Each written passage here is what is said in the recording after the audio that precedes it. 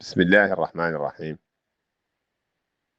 والصلاة والسلام على النبي الكريم. السلام عليكم ورحمة الله تعالى وبركاته. Moi, j'ai suivi ces dernières heures une certaine polémique qui, de mon point de vue, n'est même pas à propos, autour d'intervention du président de la République devant Donald Trump, une intervention qui a été faite en français.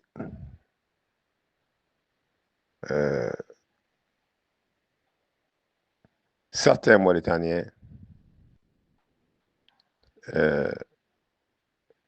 ont exprimé leur indignation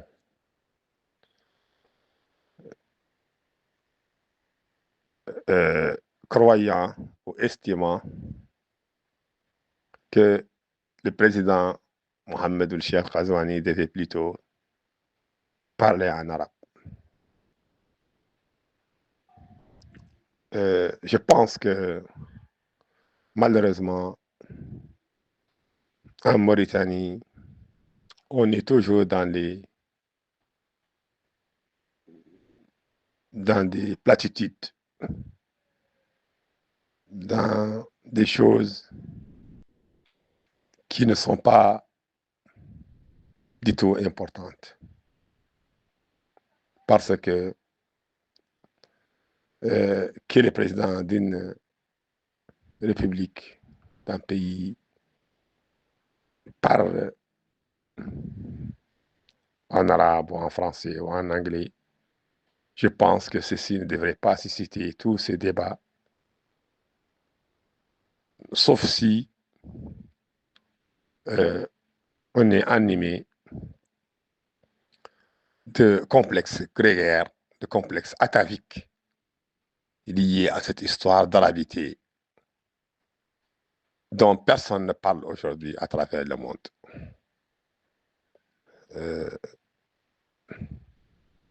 J'ai encore à l'esprit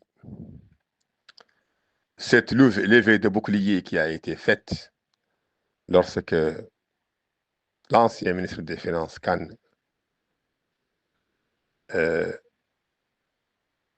avait intervenu en français, voulait intervenir en français devant les députés. Je me rappelle encore de ce vacarme, de cette confusion qui a été faite au niveau des parlements.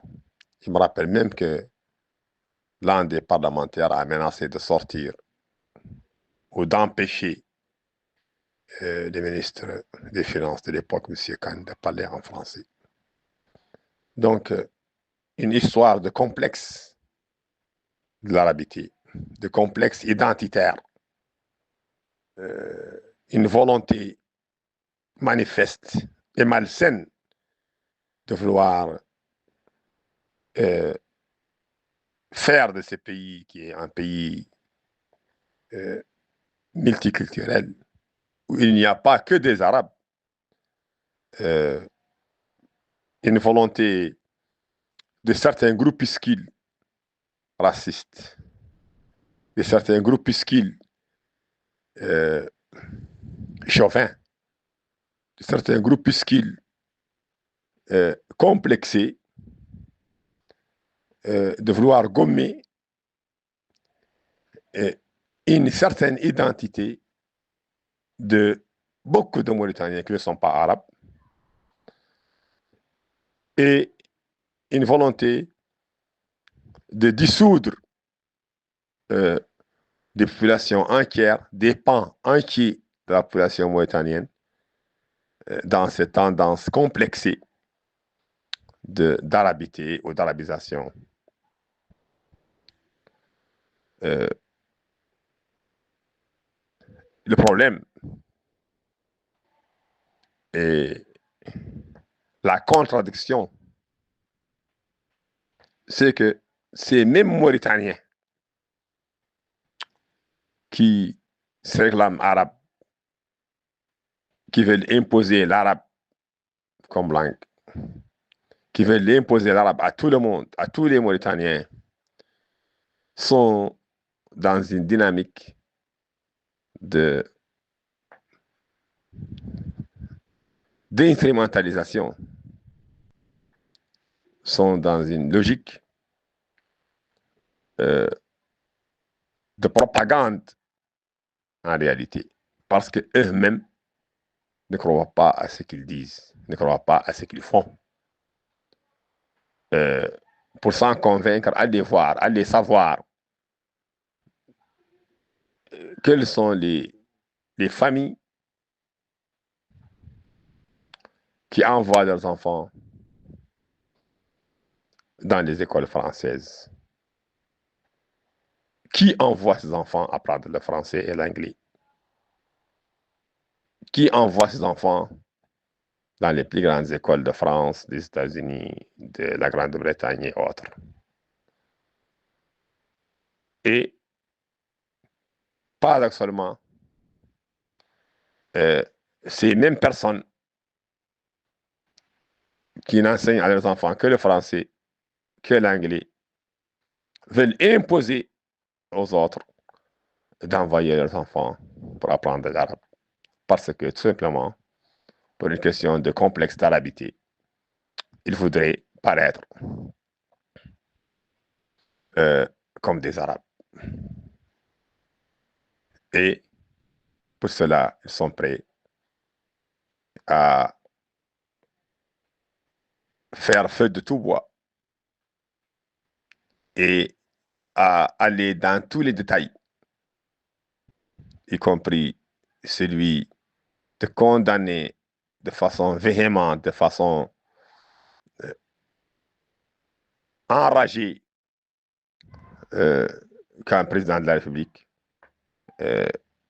puisse faire son discours en français ou en anglais et pas en arabe.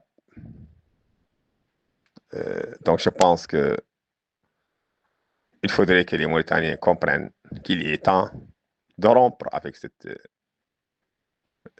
cette attitude de complexe vis-à-vis de l'arabe, vis-à-vis de l'arabité, et qu'il est temps que les gens se respectent, que les gens s'acceptent et que la diversité culturelle de la Mauritanie, sa diversité communautaire, sa diversité linguistique soit perçue comme un vecteur, comme un facteur de richesse et pas comme un facteur de désunion, pas comme un facteur de vouloir phagocyter les communautés, de vouloir renier leur identité, de vouloir renier leur culture, de vouloir renier leur passé. Je vous remercie.